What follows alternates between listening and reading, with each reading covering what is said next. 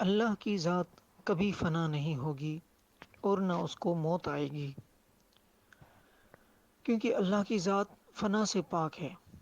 اس کی دلیل یہ آیت ہے، فرمایا اللہ پاک نے کل شیء ہالک الا وجہہ، یعنی ہر چیز ہلاک فنا ہونے والی ہے سوائے اس کی ذات کے۔ یہ سورۃ القصص کی آیت نمبر 88 ہے۔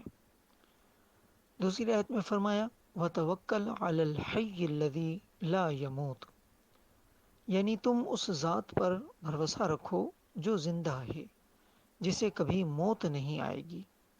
یہ آیت سورۃ الفرقان کی 58 ہے۔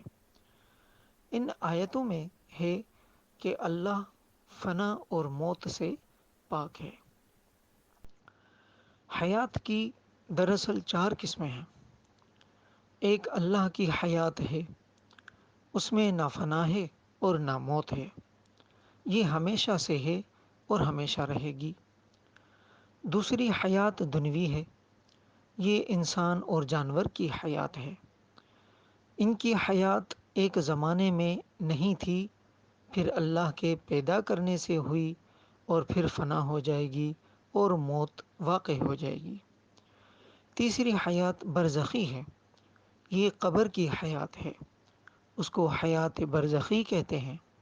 یہ مرنے کے بعد شروع ہوتی ہے اور قیامت تک رہے گی۔ چوتھی حیات جنت اور جہنم کی حیات ہے، یہ حیات جنت اور جہنم میں داخل ہونے کے بعد شروع ہوگی اور ہمیشہ رہے گی۔